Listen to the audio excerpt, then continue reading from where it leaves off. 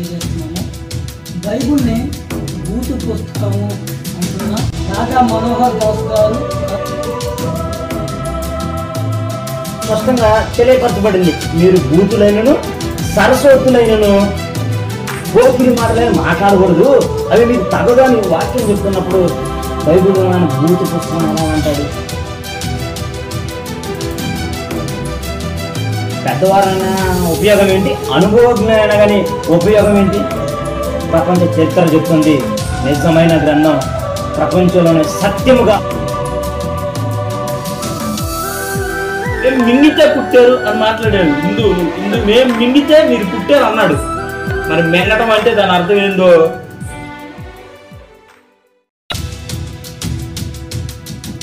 సంతానంలో నుంచి వచ్చిన వారు అబ్రహాము, ఇస్సాకు, యాకోబులు మా పితరులు అని చెప్పాలా ధైర్యంగా? విష ప్రచారం చేస్తున్నారు. దీనిపైన బైబుల్ కానీ, ఖురాన్ కానీ, భాగవతం కానీ, లేకపోతే ఇంకా ఇతర ఏ గ్రంథమైనా దానిలో మంచి చెప్పి ఒక వ్యక్తిని మనం రక్షించాలండి.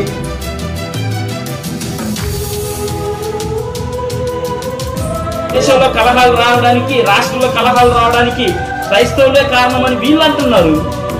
కానీ దేశం బాగుపడడానికి కారణం క్రైస్తవుడని నేను అంటున్నాను. క్రైస్తవ్యం మీద విషం చిమ్మొద్దు. మీరు దమ్ముంటే మీ గ్రంథం పెద్దవారు అంటే ఏంటి? మనిషి పెరిగితే బుద్ధి పెరగాలండి. ఇది గమనించాలి. మతం మారుతున్నారని ఎప్పటికీ మీరు అనుకోవద్దు, అలా జరగదు.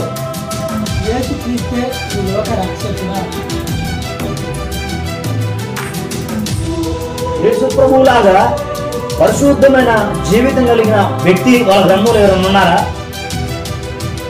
యేసు ప్రభువులాగా చనిపోయి 3వ దినమున తిరిగి లేచి హైందవ మత గ్రంథాల్లోనే దేవుడిగా చెప్పబడుతున్న వారు కొంతమంది పాపాలు చేశారు. చూపిస్తాం. ఈ లోతు పాపం చేశారని అంటున్నారు. మరి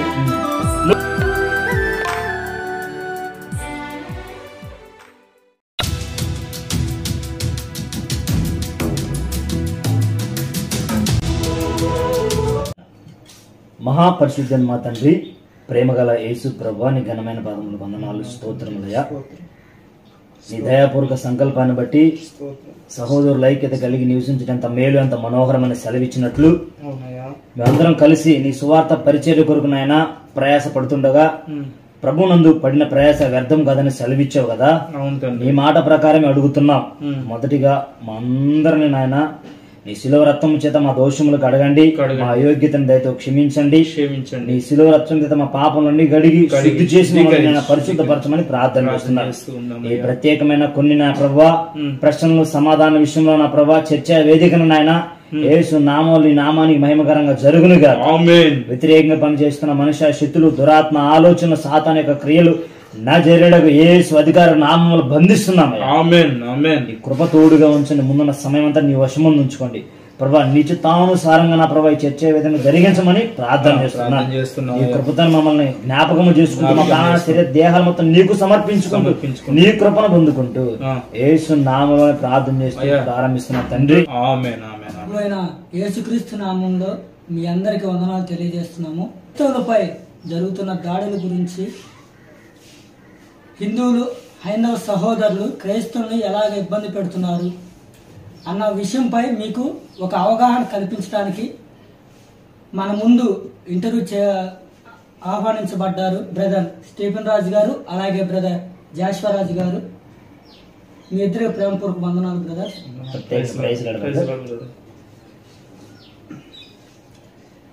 బైబుల్ని బూతు పుస్తకము అంటున్న హైందవ సహోదరులు, అలాగే రాజా మనోహర్ దాస్ గారు, కరుణాకర్ గారు బైబుల్ బూతు పుస్తకం అంటున్నారు. దానికి మీ వివరణ ఎలా ఇస్తారు? బైబుల్ నిజంగానే బూతు పుస్తకమేనా, లేదా పరిశుద్ధ గ్రంథం అని మీరు అంటారు, నిజంగా పరిశుద్ధ గ్రంథం అది? దాని గురించి మీరు వివరణ ఎలా ఇస్తారు స్టీఫెన్ రాజు గారు? ఓకే, చాలా మంచిదండి. ఈ ప్రశ్న అడగడం ద్వారా మనం చాలా తెలుసుకోవచ్చు. ప్రత్యేకంగా మనం మాట్లాడుకునే విషయం ఏంటంటే, బైబిల్ గ్రంథం అనేది పరిశుద్ధమైన గ్రంథంగా చరిత్రలో నిలిచిపోయింది. ఎట్లా అంటారేమో, యేసు ప్రభు పరిశుద్ధుడు, ఆయన చెప్పిన మాటలో మొత్తము పరిశుద్ధమైనవి. బైబిల్లో ఒక మాట ఉంటుంది, ఆ రెఫరెన్స్ చూపించి మీతో మాట్లాడతాను నేను. ఒకసారి ఎఫెసీ రాసిన పత్రిక 5వ అధ్యాయం 4వ వచనాన్ని ఒకసారి చదివినట్లయితే మనకు అక్కడ తెలుస్తుంది. కృతజ్ఞత వచనమే మ్. మీరు మ్. ఉచ్చరింపవలను, ఉచ్చరింపవలను. కానీ మీరు బూతులైనను పోకిరి మాటలైనను సరసోక్తులైనను ఉచ్చరింపకూడదు. చాలు బ్రదర్, చాలా మంచిది. ఇవి తగవు, ఇవి మీకు తగవు. అంటే మనం గమనించాలి.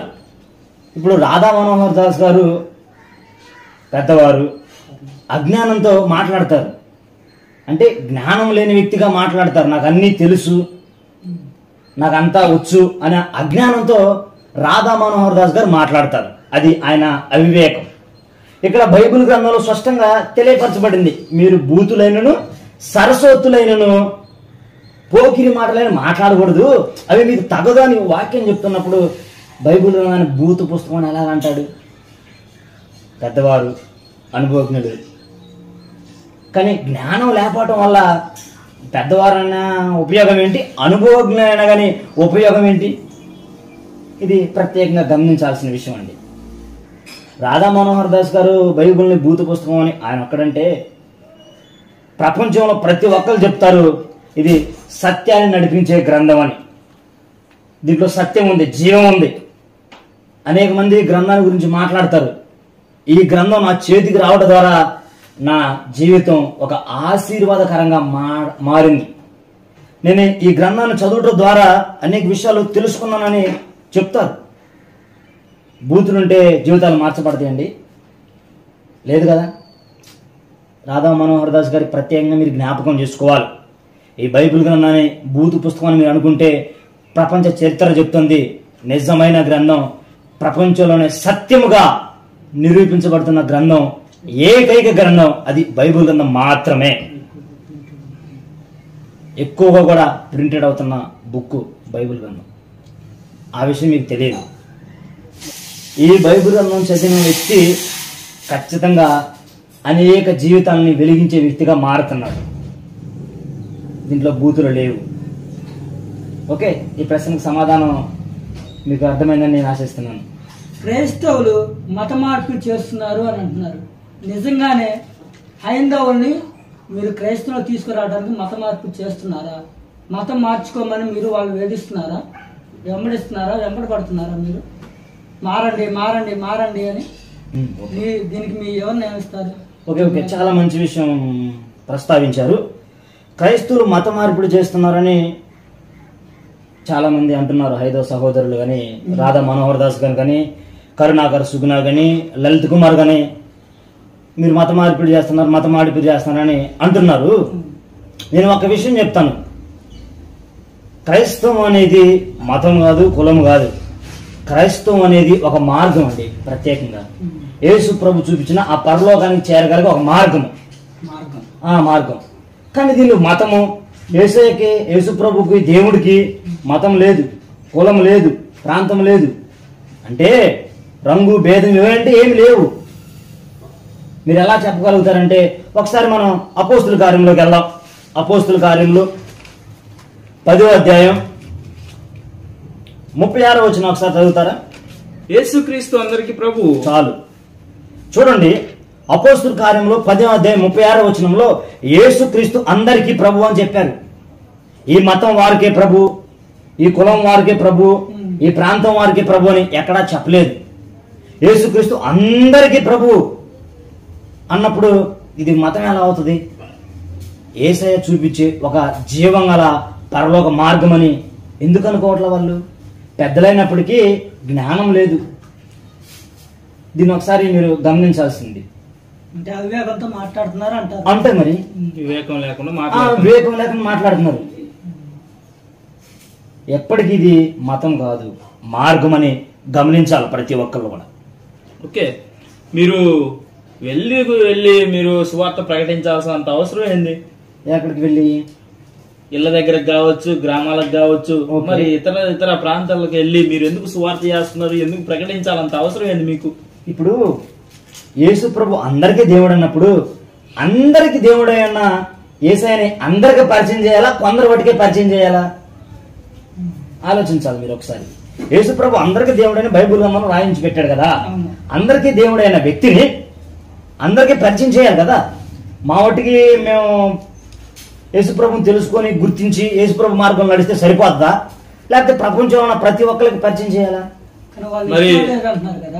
వాళ్ళ ఇష్టం బోధించొద్దు, చెప్పొద్దు, యేసు గురించి మాకు అక్కర్లేదు ఇలా మాట్లాడుతున్నారు కదా. అయినా మీరు ఎందుకు మీరు చెప్తున్నారు? ఓకే, మీరు గమనించాలి.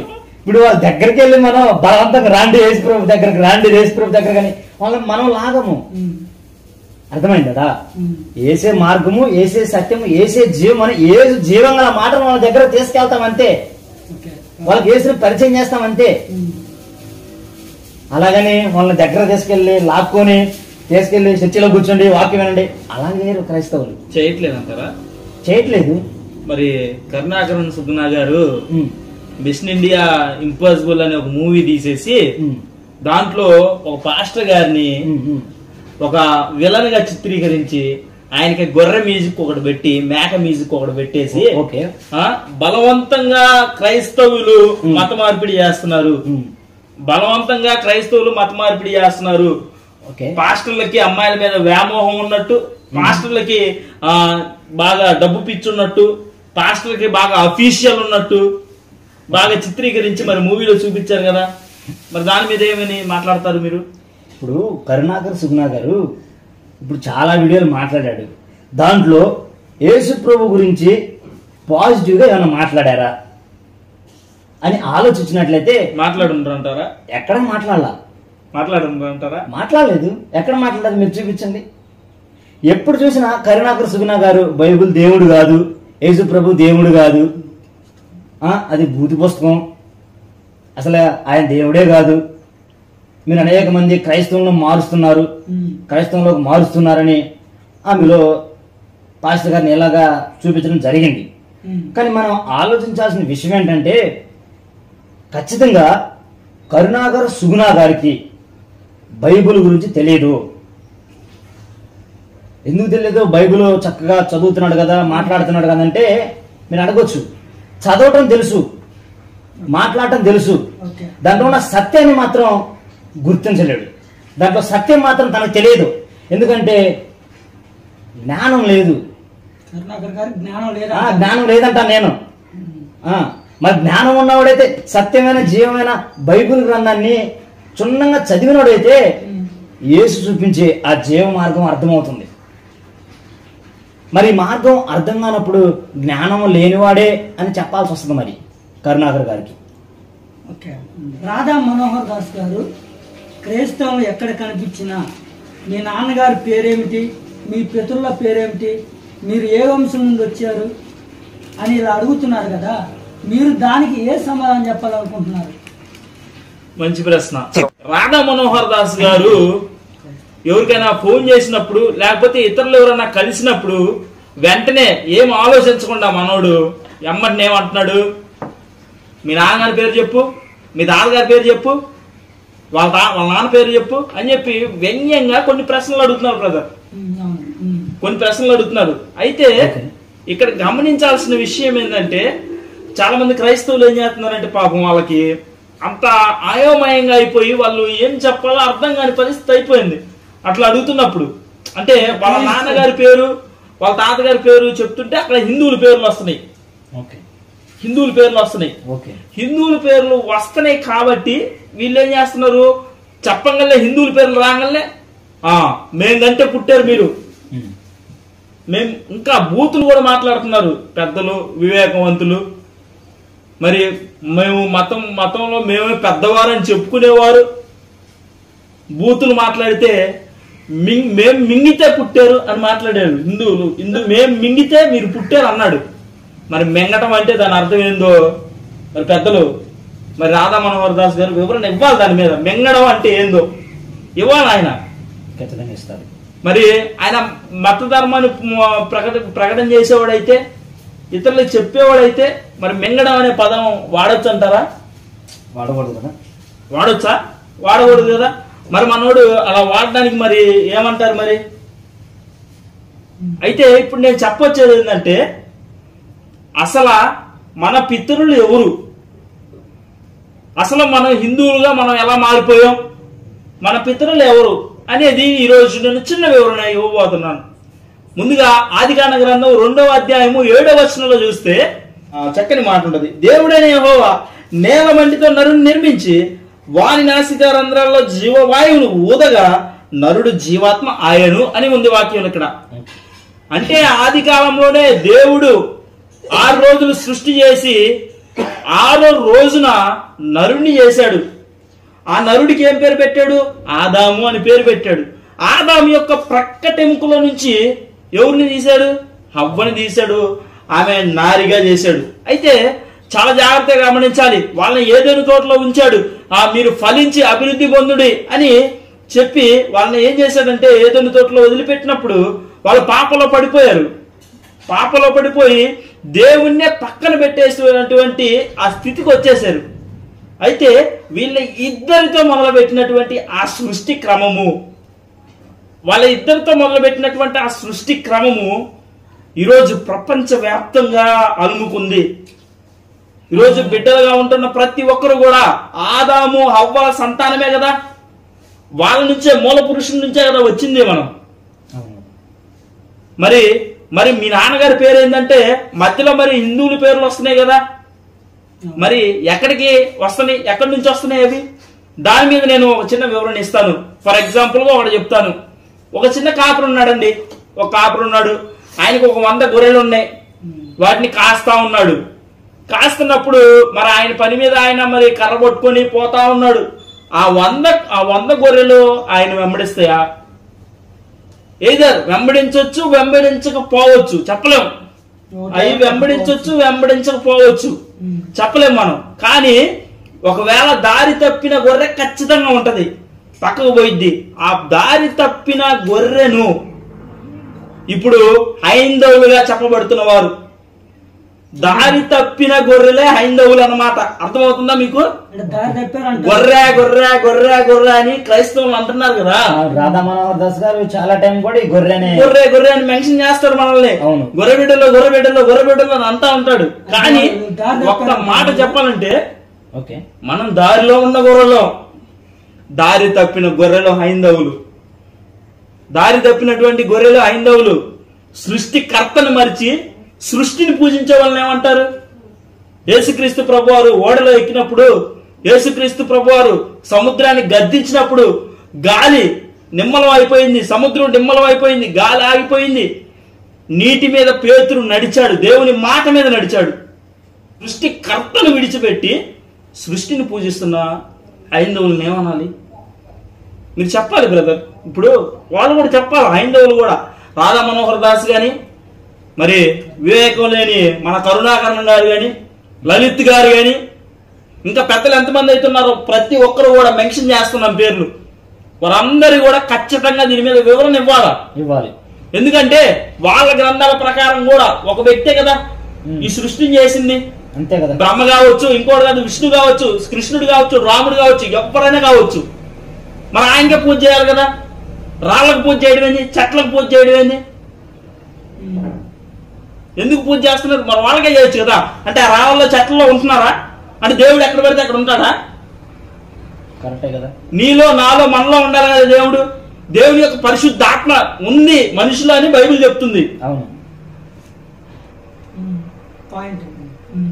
మరి ఇప్పుడు చెప్తున్నానండి రాధా మనోహర్ దాస్ గారికి కరెక్ట్ గా నేను, రాధా మనోహర్ దాస్ గారు మా పితరుల పేర్లు మీకు చెబుతున్నానండి. మా అయ్య పేరేందో అడిగారు కదా, మా తాత పేరేందో అడిగారు కదా. మరి మా తాత వాళ్ళ పేర్లు, మా అయ్యగారి పేర్లు. మరి మేము దారి తప్పిన గొర్రెలం అండి. ఒకప్పుడు మేము దారి తప్పాం, మళ్ళా సక్రమైన మార్గంలో వచ్చామండి. జాగ్రత్త వినాలి. మరి ఏ తరంలో వచ్చాం మాకైతే తెలియదులే, కానీ దారిలోకి మళ్ళా వచ్చారు మా తాతలు. ఇప్పుడు చెబుతున్నా మా పితరుల పేర్లు, ఒకసారి గుర్తుపట్టండి. అబ్రహాం మా పితరుడు అండి, ఇస్సాకు మా పితరుడు అండి, యాకోబు మా పితరుడు, సంసోను ఉన్నాడు కదా, ఫిలిస్తీన్లు సంహరించడానికి పుట్టినటువంటి సంసోను ఆ రెండు చేతులతో ఒక మేక పిల్లని చీల్చినట్టు చీల్చాడు సింహాన్ని. సంసోను మా పితరుడు. దావీదు మహారాజు మా ఒక పితరుడు. పాపమే లేకుండా పరిశుద్ధంగా జీవించినటువంటి ఓ పవిత్రుడు యోసేపు మా పితరుడు. మీరు ఏమని వివరణ ఇస్తారు ఈరోజు? చెప్పాలి మీరు మాకు. మేము మాట్లాడుతున్నాం కదా, వీటి మీద నువ్వు ఖచ్చితంగా మీరు మాట్లాడాలి తప్పకుండా. మా పితరుల పేర్లు అవి బ్రదర్. ఈరోజు పొద్దున క్రైస్తవ యావత్ ప్రపంచ క్రైస్తవులకు కూడా చెప్పేది ఏంటంటే, మీ పితరులు ఎవరు అని అడిగినప్పుడు భయపడొద్దు. ఆదాము హవ్వలకు కలిగినటువంటి సంతానంలో నుంచి వచ్చిన వారు అబ్రహాము, ఇస్సాకు, యాకోబులు మా పితరులు అని చెప్పాలా ధైర్యంగా. మన హైందవ సహోదరులు క్రైస్తవుల మీద విష ప్రచారం చేస్తున్నారు. దీనిపైన మీ అభిప్రాయం ఏంటి? నిజంగానే విష ప్రయోగం చేస్తున్నారు కదా? విష ప్రచారం క్రైస్తవుల మీద హైందవ సహోదరులు వాళ్ళ పని అదేగా కాదంటారా బ్రదర్? ఏమన్నా కాదంటారు మీరు? వాళ్ళ పని అదేగా. ఏం చేస్తున్నారంటారు? విష ప్రచారం చేయటమే వాళ్ళ పని కాదంటారా? కరుణాకరన్ గారు గాని, రాధా మనోహర్ దాస్ గారు గాని, లలిత్ గారు గాని, ఇంకా పెద్దలు ఎంతమంది అయితే ఉన్నారో వారందరూ కూడా ప్రతి ఒక్కరు కూడా క్రైస్తవ్యాన్ని విమర్శించడానికే వీళ్ళు ఉన్నారు. ఇప్పుడు ఒక మత గ్రంథంలో గాని, మత గ్రంథం అనకూడదు, ఏదైనా గ్రంథంలో గాని, బైబిల్ గాని, ఖురాన్ గాని, భాగవతం గాని, లేకపోతే ఇంకా ఇతర ఏ గ్రంథమైనా దానిలో మంచి చెప్పి ఒక వ్యక్తిని మనం రక్షించాలండి. ఫర్ ఎగ్జాంపుల్ నేను త్రాగుతున్నాను, ఇతను హైందవుడు, ఇతను భగవద్గీత పట్టుకొని దీన్ని వెంబడిస్తున్నాడు భగవద్గీతని. మరి నేను తాగుతున్నాను, చండాలను జీవిస్తున్నాను, వ్యభిచరిస్తున్నాను, నేను చండాలను బ్రతుకుతున్నాను. మరి నా దగ్గరకు వచ్చి ఏం చెప్పాలి బ్రదరు? అయ్యా ఇదిగో మా పురాణాల ప్రకారం, మా గ్రంథాల ప్రకారం, ఇదిగో నువ్వు తాగితే నరకానికి పోతావు, నువ్వు సినిమాలు చూస్తే నరకానికి పోతావు, నువ్వు బూతులు ఆడితే నువ్వు నరకానికి పోతావు, ఇవన్నీ నువ్వు చేయకూడదని దీనిలో ఉన్న మంచి నాకు చెప్పి నన్ను మార్చాలి. పాయింటా కదా? మార్చాలి అంటారు. మార్చాలా? మరి మార్చాలి కదా. అది మార్చకుండా క్రైస్తవ్యం అట్టాంటిది, క్రైస్తవ్యం ఇట్టాంటిది, పాస్టర్లు దొంగలు, పాస్టర్లు నరహంతకులు, పాస్టర్లు రేపులు చేస్తారు, పాస్టర్లు అవి చేస్తారు, ఈ చేస్తారని చండాలను మాట్లాడేవాళ్ళు లేరా హైందవుల్లోనే? ఉన్నారు. మరి ఏ పాస్టర్ అయినా కానీ ఒక హైందవు గురించి మాట్లాడారా? మీరు చెడ్డోళ్ళు, మీరు రేపులు చేస్తున్నారు అని అన్నారా? ఎందుకంటే క్రైస్తవులు సౌమ్యము కలిగిన వారు, సాత్వికము కలిగిన వారు. ఈరోజు క్రైస్తవ్యం గురించి చండాలంగా మాట్లాడుతున్నారు వీళ్ళు. దేశంలో కలహాలు రావడానికి, రాష్ట్రంలో కలహాలు రావడానికి క్రైస్తవులే కారణమని వీళ్ళు అంటున్నారు. కానీ దేశం బాగుపడడానికి కారణం క్రైస్తవుడు అని నేను అంటున్నాను. అంటే వాళ్ళ గ్రంథాల్లో మంచి లేదనే కదా మరి అర్థం. చెప్పుకోలేకపోతున్నారంటే మరి పాస్టర్ల మీద, మరి ఇతరుల మీద, వాళ్ళ మీద, వీళ్ళ మీద ఎప్పుడు బురద చల్లడమే బతుకు కదా. అంటే వాళ్ళ గ్రంథాల్లో మంచి లేదు. ఒకవేళ మరి ఉంటే చెప్పమని, మరి ఉంటే అడుగుతారు, మరి బైబిల్ గురించి ప్రస్తావన చేస్తారు. మా గ్రంథం ఇలా ఉంది అని చెప్పాలి. మేమైతే ఏమనం, క్రైస్తవుడు బోధించేది ఒకటేనమ్మా, నిజమైన దేవుడు యేసు మాత్రమే అని బోధిస్తాడు. ఈ యేసుకు సంబంధించిన దేవుళ్ళు అని చెప్పుకుంటున్న ఎవడొచ్చినా గాని వాక్యంతో మరలా తిప్పి కొడతాము. అది మాత్రం పక్క. వాక్యంతో మరలా తిప్పి కొడతాం. అయితే వీళ్ళు ఎందుకు విషయం చెమ్ముతున్నారు, ఎందుకు వీళ్ళు విషయం కక్కుతున్నారంటే వాళ్ళకి తెలుసు ఆ విషయం. లోక రక్షకుడు యేసు అని వాళ్ళకి తెలుసు ఆ విషయం. కానీ కొంతమంది పెద్దలు ఏం చేస్తున్నారంటే, కరుణాకరన్ గాని, రాధా మనోహర్ దాస్ గాని, లలిత్ గాని, వీళ్ళు హైందవ సహోదరులకి చెప్పలేకపోతున్నారు. వాళ్ళ గ్రంథాల గురించి వాళ్ళు చెప్పుకోలేకపోతున్నారు. మెయిన్ అంటే ఇప్పుడు లోక రక్షకుడు క్రీస్తు అని ఒకవేళ చెప్పేశాడు అనుకో మనోడు, ఇక వీళ్ళని అంటారు కదా, మీరు ఎన్నాళ్ళు పోరాటం చేసింది, ఎన్నాళ్ళు ఎంత చేసింది, అసలు మీరు వేస్ట్ కదా, వృధా కదా, పెద్ద పుడింగిలా బయలుదేరారు మీరు పాస్టర్ల మీద దండయాత్రలకి, దేనికి పనికి వచ్చారు మీరు అని అంటారు కదా. మరి అంటారు. అయితే గమనించాలి, క్రైస్తవ్యం మీద విషం చిమ్మొద్దు. మీరు దమ్ముంటే మీ గ్రంథాల్లో మంచి చెప్పుకోండి, తప్పులేదు. కరెక్ట్ పాయింట్ చెప్పుకోండి. అబ్బా మేము ఇబ్బంది పెట్టాం కదా. ఆర్టికల్ ప్రకారం, రాజ్యాంగం ప్రకారం మత స్వాతంత్ర హక్కు కలిగించాడు అంబేద్కర్ గారు. ఆ రోజుల్లోనే. ఉమ్. మరి బైబిల్ కూడా చెప్తుంది మనకి, సర్వలోకమునకు వెళ్ళి సర్వ సృష్టికి సువార్త ప్రకటించండి అని మా బైబిల్ చెప్పింది. మేము వెళ్తున్నాం అందుకే. ఓకే. మరి ఈరోజు ఎందుకని చెప్పలే, ఎందుకని మరి ఈ విషయం చెబుతున్నారు అంటే వాళ్ళ గ్రంథాల్లో పట్టు లేదండి మెయిన్. ఇక అదే ఇక దాన్ని ఎత్తుపడి చూపించేవాళ్ళు అంటారు. చూపించారు, మరి చూపించలేదు కదా, మరి చెప్పట్లేదు, మంచి చెప్పట్లేదు కదా. ఏ కారకే బైబిల్లో వాడు, బైబిల్లో ఈడు, బైబిల్లో అది, బైబిల్లో ఈ బొక్కలు ఉన్నాయి, ఆ బొక్కలు ఉన్నాయి, అయ్యి ఈ బూతులు బూతులు బూతులు బూతులు అని ఎప్పుడు అయ్యా కదా మాట్లాడుతుంది. క్రైస్తవులు దేవుని గురించి చెప్పడానికి ఇళ్ళమ్మిటికి కొంపలమ్మిటి ఎందుకు తిరుగుతున్నారని రాధా మనోహర్ దాస్ గారు కూడా అంటున్నారు. దాని గురించి మీరు ఏం ఇవ్వాలనుకుంటున్నారు? రాత్రి కూడా రాధా మనోహర్ దాస్ ఫోన్ మాట్లాడినట్టున్నాం, సేమ్ క్వశ్చన్ రిపీట్ చేసేస్తాను. తనకి వివరించడానికి మేము మాట్లాడడానికి ట్రై చేస్తే లొడా మాట్లాడుతున్నాడు, ఫోన్ కట్ చేశాడు. మళ్ళా ఫోన్ 3-4 టైమ్స్ చేసే రిప్లై లేదు. వివేకవంతులు ఏమైనా వర్క్ లో ఉన్నారా? ఉంటారు వర్క్ లో ఉంటారు. ప్రత్యేకంగా కావచ్చండి, లేకపోతే ఎందుకు మాట్లాడరు? ఫస్ట్ మొబైల్ రింగ్ అయింది, ఫోన్ లిఫ్ట్ చేశాడు, మాట్లాడాడు, బ్రదర్ మాట్లాడారు. అంత ఫ్రీగా మాట్లాడినప్పుడు మరి మగ మాట్లాడొచ్చు కదా, చెప్పొచ్చు కదా. అంటే ఆన్సర్ లేదా ఆయన దగ్గర, భయపడ్డాడంటారా? అంతే మరి, అంతే కదా. ఇప్పుడు ప్రత్యేకంగా రాధా మనోహర్ దాస్ గారు చెప్పే విషయం ఏంటంటే, క్రైస్తవులు ఇంటింటికి వెళ్ళి గృహంకి వెళ్ళి ఎందుకు యేసు ప్రభు గురించి చెప్తారంటే, మా యేసు ప్రభు చెప్పాడు, ఒకసారి మార్కు సువార్త చేద్దాం, ఇంటింటికి వెళ్ళమని చెప్పాడా అని మీరు అడిగితే దానికి సంపూర్ణమైన వివరణ ఉంది. 16వ అధ్యాయం 15వ వచనం ఒకసారి తీయండి. చదువుతా బ్రదర్, చదవమంటారా? మరియు మీరు సర్వలోకమునకు వెళ్ళి సర్వ సృష్టికి సువార్తను ప్రకటించుడి. చాలు, సర్వలోకమునకు వెళ్ళి సర్వ సృష్టికి సువార్తన ప్రకటించుడని బైబిల్ గ్రంథంలో స్పష్టంగా తెలియపరచబడిందండి. అంటే సర్వలోకమునకు వెళ్ళాలి, నీకు అవకాశం ఉన్న కొలది. సర్వ సృష్టికర్త అయిన యేసుని గురించి పరిచయం చేయించాలి.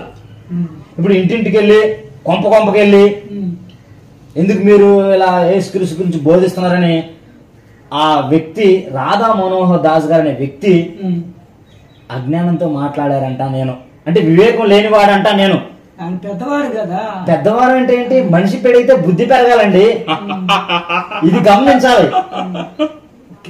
ప్రత్యేకంగా పెద్దవారని మీరు చెప్పారు, మంచిదే, నేను పెద్దవారుగా గౌరవిస్తాను. అతనంటే నాకు చాలా గౌరవమే. లలిత గారైనా, మన రాధా మనోహర్ దాస్ గారైనా, కరుణాకర్ సుగుణా గారైనా నాకు గౌరవమైన మనుషులే, గౌరవిస్తాం వాళ్ళని. కానీ వాళ్ళు చెప్తారు చూసావా అసత్యమని బైబుల్ని, దాన్ని మేము ఖండిస్తాం, దాన్ని మేము పోరాడతాం.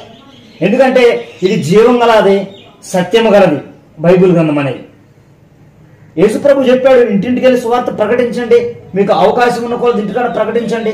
ఎవరన్నా ఇంటికి వెళ్ళినప్పుడు మేము సువార్త ప్రకటిస్తున్నాం అనుకో, వాళ్ళు మాకు చెప్పొద్దయ్యా, మేము యేసు గురించి మాకు మాట్లాడొద్దని చెప్పారనుకో, ఇంట్లో మేము అక్కడ చెప్పం కదా, చెప్పకుండా వెళ్ళిపోతాం. మా నాన్న చెప్పేటప్పుడు వాళ్ళు వింటున్నారనుకో, వాళ్ళకి ఇంకా 4 మాటలు యేసుని గురించి పరిచయం చేస్తాం. యేసుని వాళ్ళకి బలవంతంగా అయితే చెప్పం, బలవంతం అనేది లేదు. వాళ్ళు స్వతంత్రంగా చెప్పండి అని మేము 2 మాటలు చెప్పినాక అన్నప్పుడు ఇంకా అనేక మాటలు వివరిస్తామే. కానీ ప్రత్యేకంగా ఇంటింటికి వెళ్ళి గృహం వెళ్ళి కొంపలు వెళ్ళి మతం మారుస్తున్నారని ఎప్పటికీ మీరు అనుకోవద్దు, అలా జరగదు. ఎందుకంటే యేసు ప్రభు సర్వలోకమునికి వెళ్ళి సర్వ సృష్టికర్త అయిన యేసు మాత్రం నిజమైన దేవుడిని ప్రకటించమన్నాడనే కాన్సెప్ట్ తోనే మేము నడుం కట్టి సువార్త ప్రకటిస్తున్నాం. మరి చాలా మంది క్రైస్తవులు, కొంతమంది హిందువులు యేసు శిలువలో ప్రాణం పెట్టలేదు, ఆయన టేక చిక్కలకు వేలబడ్డవాడు, ప్రాణం పెట్టినోడు అంటే చనిపోయినోడు ఎలా దేవుడు అవుతాడు? ఇప్పుడు ఒక విషయం చెప్తాను. లలిత గారైనా సరే, రాధా మనోహర్ దాస్ గారైనా సరే, కరుణాకర్ గారికైనా సరే, బ్రదర్ అడిగినట్టు యేసు ప్రభు చెక్కకోయి ఏలబాటాడు, శిరలు కొట్టారు, చనిపోలేదు అని అంటున్నారు. 3 మేకులు పీక్కోలేని దేవుడు ఎలా? 3 మేకులు పీక్కోలేని దేవుడు. ఇప్పుడు ఒక విషయం చెప్తాను, జాగ్రత్తగా ఆలోచించండి. యేసు ప్రభు శిలువ మీద చనిపోయాడు, సమాధి చేయబడ్డాడు, 3వ దినాన తిరిగి లేచాడు. ఇప్పుడు చెక్క మీద ఉన్న వ్యక్తి, శీలలు కొట్టిన వ్యక్తి 3 మేకులు పీకోవటం గొప్ప, లేకపోతే చనిపోయి తిరిగి లేకోవటం గొప్ప? ఇది ఆలోచించాలి మీరు. వాళ్ళ పాయింట్ ఆఫ్ వ్యూలో అదే గొప్ప. ఏది గొప్ప? చనిపోవడే గొప్ప, 3 మేకులు పీక్కొని రావడే గొప్ప వాళ్ళ పాయింట్ ఆఫ్ వ్యూ. అది అవివేకం, జ్ఞానం లేని ప్రశ్న అది. ఎలా అంటారేమో చనిపోయాడు 3 మేకులు పీక్కోవడం గొప్ప, చనిపోయి తిరిగి లేవడం గొప్ప. ఇది నేను వాళ్ళు అడుగుతున్నాను, మరి వాళ్ళు సమాధానం ఇవ్వాలి. మరి వాళ్ళకి అదే గొప్ప. వాళ్ళకి అదే గొప్ప అంటే ఎప్పటికీ వాళ్ళు ఎవరు మార్చలేరు. మరి యేసుక్రీస్తే ఈ లోక రక్షకుడా, మీరు దాని గురించి వివరణిస్తారా? లేకపోతే ఇంకేమన్నా యేసుక్రీస్తు కాకుండా ఇంకెవరైనా దేవుళ్ళు ఉన్నారా? హైందవులు చరిత్ర ప్రకారం చూసుకుంటే కృష్ణుడు అంటారు, ఏమన్నా ఆధారాలు ఉన్నాయా? యేసుక్రీస్తు ఒక్కడే నిజమైన దేవుడు అని.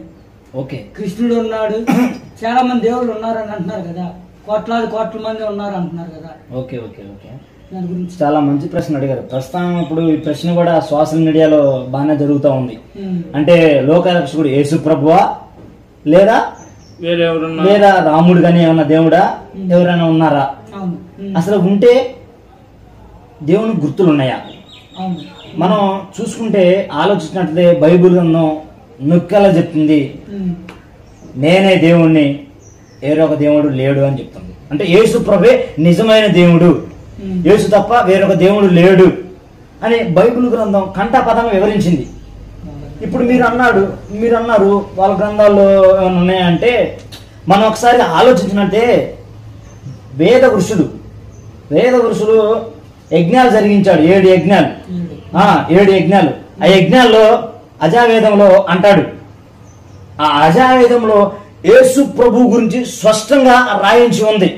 ఇందాక మనం మాట్లాడాం, యేసు ప్రభుకి సిలువేయబడుతుంది, యేసు ప్రభు సిలువ మీద మరణిస్తాడు అని అజావేదంలో స్పష్టంగా యేసు ప్రభు గురించి సాక్ష్యం ఇచ్చారు.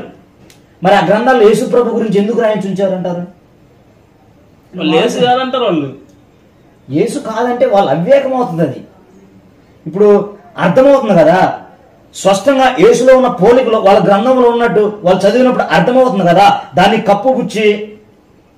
అంటే ఇప్పుడు మీరేమంటారు అంటే, పురాతన కాలంలో కొంతమంది ఋషులు ఆర్యులు బ్రాహ్మణులు యజ్ఞాలు తపస్సులు చేసినప్పుడు వాళ్ళకి కొన్ని పోలికలు దేవుళ్ళు కనపడ్డాయి. అంటే అప్పటికి యేసునామం బయలుపడలేదు అవును అంటారు.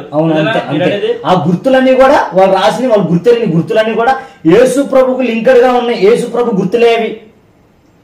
ఋగ్వేదం 10వ మండలం 90వ పుస్తకంలో తొలుత జన్మించిన ఆది సంభూతుడు యజ్ఞం అవుతాడని రాయించి ఉంది. మరి అక్కడ శుక్ల వేద సంహితలో 23వ అధ్యాయం 17వ మంత్రంలో అగ్ని పశువయుండును, యజ్ఞం చేత ఆహుతించబడి తిరిగి భూలోకములకు అధిపతి అయ్యానని. మరి అగ్ని ఏంటి, పశువు అవటం ఏంటి, చనిపోవటం ఏంటి, భూలోకం తిరిగి అధిపతి అవటం ఏంటి? ఇది యేసు ప్రభులో జరగలేదా? మత గ్రంథాల ప్రకారం ఎవరైనా ఉన్నారు అటువంటి వాళ్ళు? మరి చెప్పమనండి. మరి రాధామోహన్ దాస్ గాని కరుణాకర్ సుగుణాకర్ గాని మీరు డిబేట్ రావాలనుకుంటే మీకు ఎన్నో దినాల నుంచి కాల్ చేస్తున్నారు.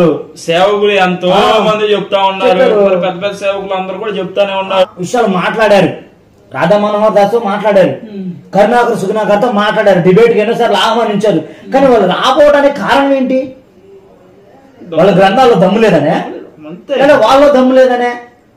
మరి ఉంటే చర్చా వేదిక జరగాలి కదా, కరెక్టే కదా? మరి ఇప్పుడు చరిత్రాత్మకంగా భారతదేశంలో గాని ప్రపంచంలో గాని ఏమైనా ఆధారాలు ఉన్నాయా క్రీస్తుని గురించిన నిరూపణలు? ఉన్నాయి, చాలా ఉన్నాయి. మనం చూసుకుంటే యేసు ప్రభువులాగా పరిశుద్ధమైన జీవితం కలిగిన వ్యక్తి వాళ్ళ గ్రంథంలో ఎవరైనా ఉన్నారా? యేసు ప్రభువులాగా చనిపోయి 3వ దినమున తిరిగి లేచి వ్యక్తి ఎవరైనా ఉన్నారా వాళ్ళ గ్రంథం ప్రకారం? మరి ఏ దేవుడైనా సరే పాపం చేయకుండా పరిశుద్ధుడిగా జీవించిన దేవుడు వాళ్ళ గ్రంథాల్లో ఉన్నారా? మరి చెప్పండి.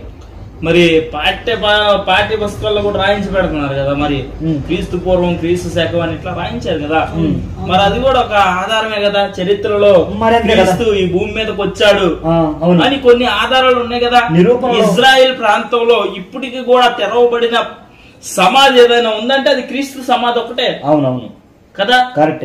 మరి ఇన్ని ఉన్నాయి. ఇప్పుడు ఇజ్రాయెల్ ప్రాంతానికి వెళితే ఎన్నో ఉన్నాయి. అంటే ఇప్పుడు ఇజ్రాయెల్ ప్రాంతంలో నుంచి ఈ మతం ఇక్కడికి వచ్చిందని చాలా మంది అంటున్నారు. అవును. మరి ఎందుకు అక్కడ దేవుడు అక్కడే పుట్టాల్సి వచ్చింది? మరి మీరు చాలా జాగ్రత్తగా గమనిస్తే ప్రపంచ పటములో హోల్ ద వరల్డ్ మ్యాప్, మొత్తం ప్రపంచ పటంలో భూమధ్య ప్రాంతం ఉందంటే ఏదన్నంటే ఇజ్రాయిల్ ప్రాంతం, నజరేతు. అంటే దేవునికి ప్రాంతంతో తారతమ్యం లేకుండా, దేవునితో ప్రాంతంతో తారతమ్యం లేకుండా ఈ ఊర్లో పుట్టాలి ఆ ఊర్లో పుట్టాలి అని లేకుండా ఆయన ఎక్కడ పుట్టాడంటే వరల్డ్ మ్యాప్ మొత్తం మీద, ప్రపంచం మొత్తం మీద కూడా ఒక ప్రాంతం మధ్యలో ఎన్నుకున్నాడు ఆయన. ఎన్నుకొని అక్కడ జన్మించాడు కాబట్టి అది విదేశీ మతం, విదేశీ మతం, విదేశీ మతం, విదేశీ మతం అంటున్నారు. ముఖ్యంగా చెప్పాలంటే, ఒక మాట చెప్పాలంటే, మనం విదేశీయులం కాదు. మనం వేరే దేశానికి వచ్చాం, విడగొట్టారు, దేశాలుగా విడిపోయాం అంతే. కానీ మనం అందరం కూడా క్రీస్తులో శరీర భాగాల్లో అవయవాల అంటూ వాళ్ళం.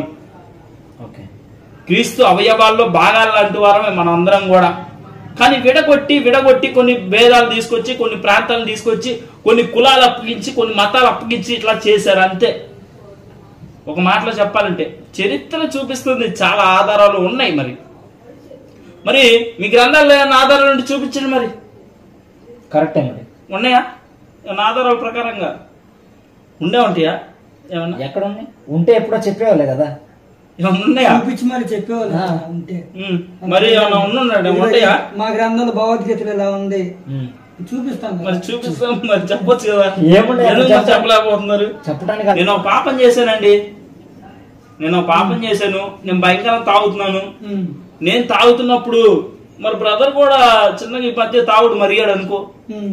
నేను వచ్చి, బ్రదర్ నేను భయంకరంగా తాగి వచ్చాను, బ్రదర్ తాగొద్దు, మీరు ఎందుకు ఇట్లా తాగుతున్నారు, రేపు నుంచి మానుకోండి కొంచెం. అది సూచనల పోరా, ఈ రకం తాగొచ్చా, కంపు నూగుతుంది నాకు అంటా. నేను ముందు నువ్వు వెళ్ళి వ్యవహారం చూసుకోరా, మా చెప్పు అని తర్వాత అంటావు. అంటే ముందు నా పాపాన్ని నేను కడుక్కోవాలి. అంటే నేను చేసిన తప్పుడు నేను కడుక్కోవాలి. ఇప్పుడు హైందవ మత గ్రంథాల్లోనే దేవుడిగా చెప్పబడుతున్న వారు కొంతమంది పాపం చేశారు. ఎవరు చేశారు sir?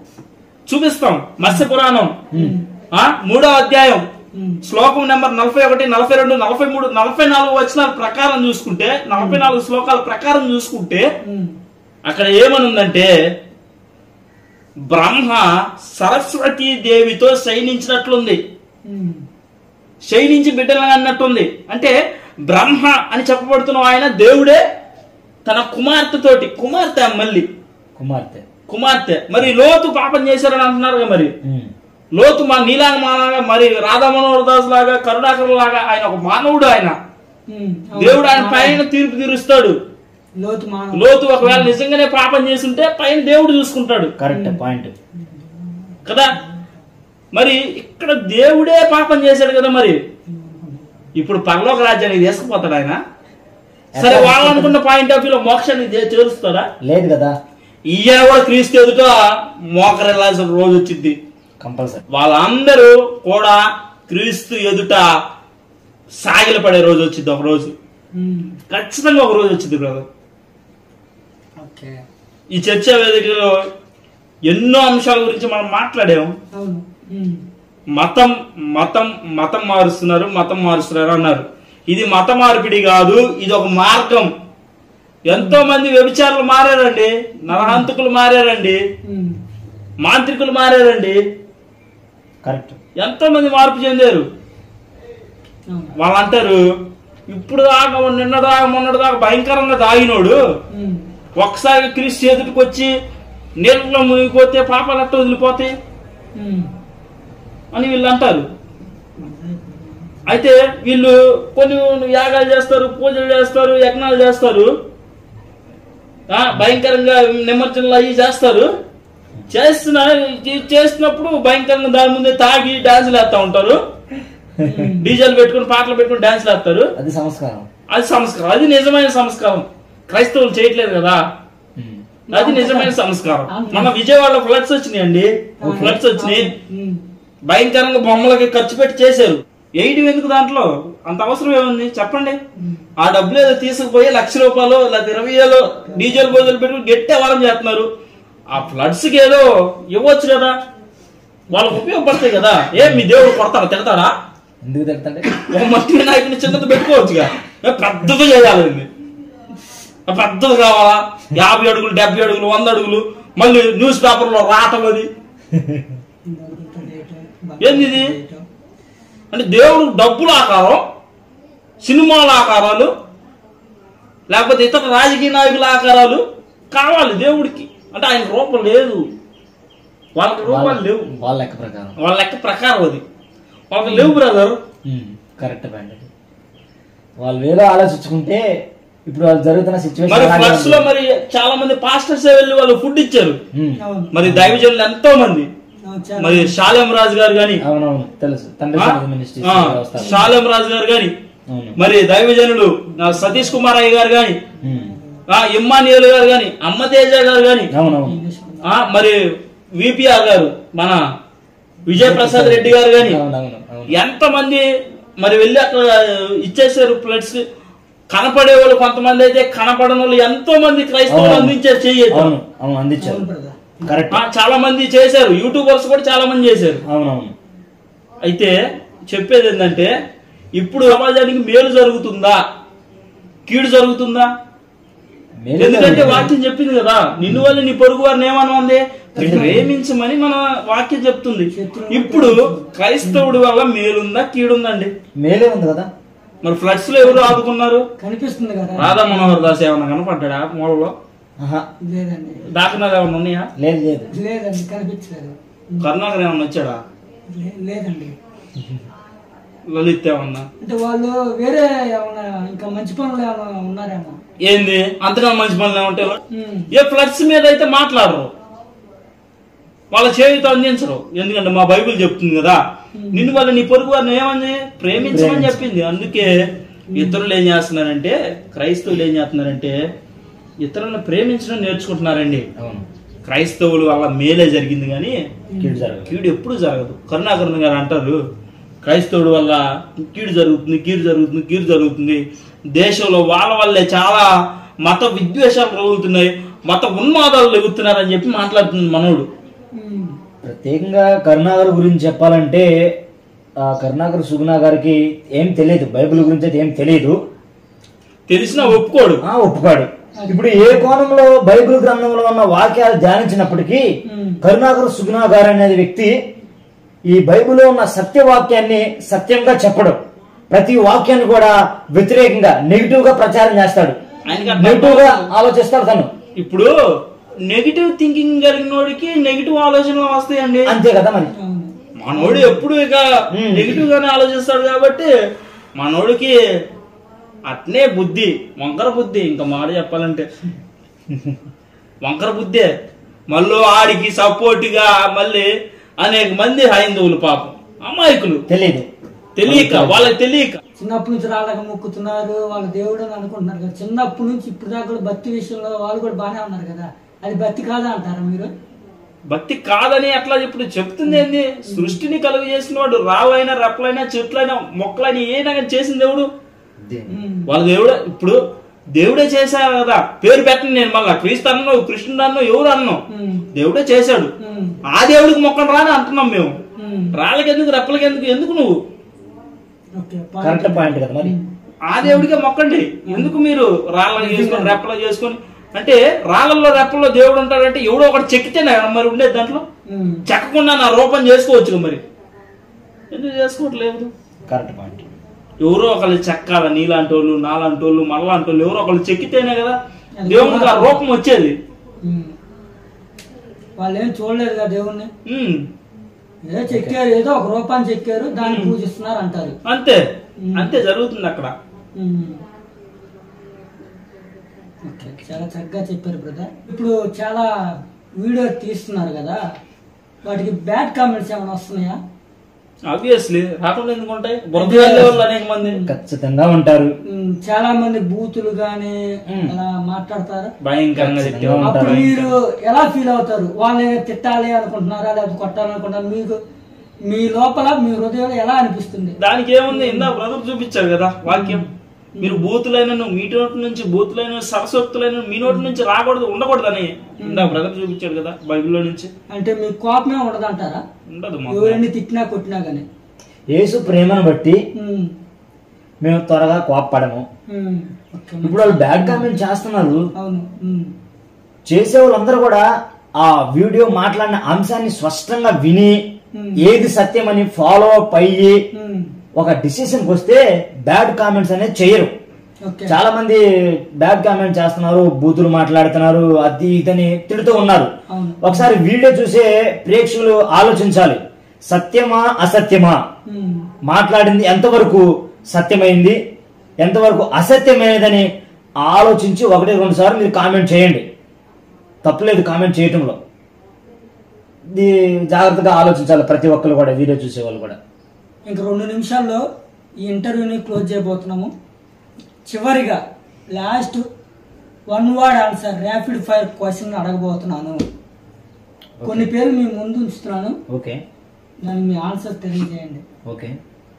First name Salem Raju garu, తండ్రి సన్నిధి. ఓకే. తండ్రి సన్నిధి మినిస్ట్రీస్ వ్యవస్థాపకులు, సత్యం కోసం నడుం కట్టినటువంటి హైందవ సహోదరుల నుంచి లేచినటువంటి ఒక ఆనిముత్యం అని చెప్పొచ్చు.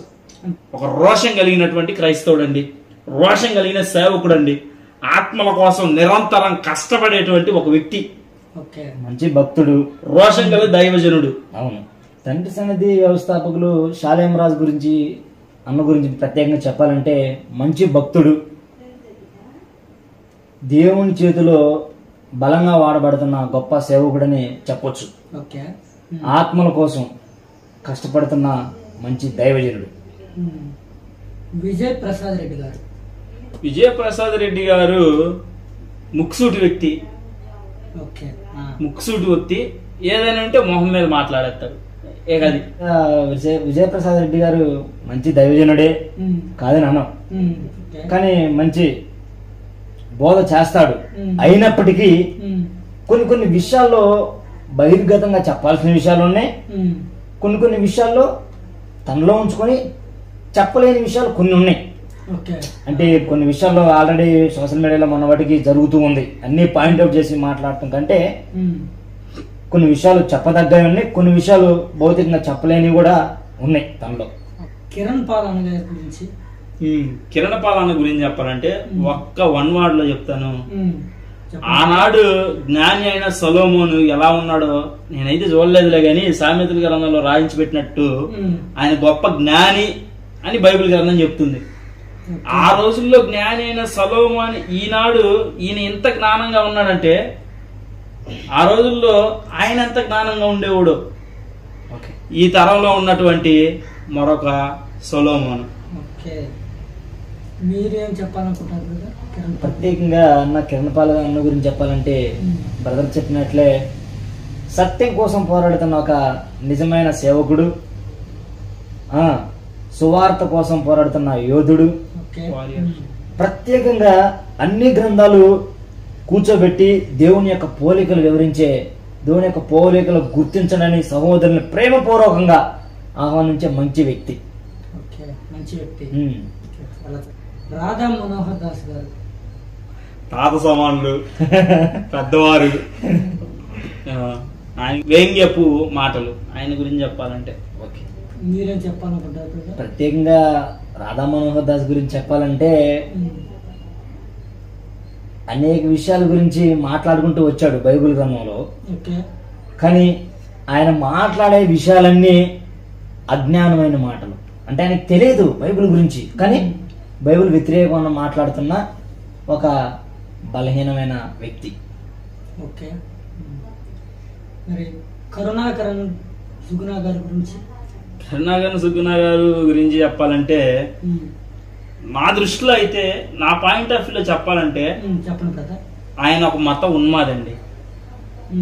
క్రైస్తవులను రెచ్చగొట్టి హిందువులను ప్రలోభ పెట్టి బ్రతుకుతున్న ఒక వ్యక్తి.